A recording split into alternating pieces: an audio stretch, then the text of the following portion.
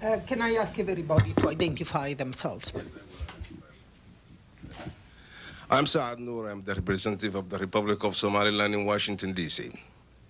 I was not here at the beginning, so I cannot comment much on what Ambassador Sheen and Professor Mankos said about this particular issue. But I would like to bring to the attention of this distinguished body that there is another matter which is equally important. When we talk about Somalia, we are lumping together all the Somalis or all the Somali-speaking individuals in the Horn of Africa.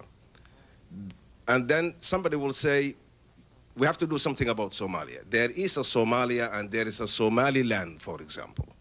The problem is that you are talking about, for example, to a certain extent right now, when you are talking about the Ittihad, when you're talking about Al-Qaeda, when you're talking about the problems that are facing certain people in that particular part, which used to be a part of the former territories of the now defunct Somali Democratic Republic, does not apply to the Republic of Somaliland. There is no terrorism in Somaliland. There is no Al-Ittihad. Yes, Professor Mankos, there is a government in Hargeisa. There are people who collect the trash. There is police. There are armed forces. There is a democratically elected president. There is a parliament. There is a flag. And there is a currency.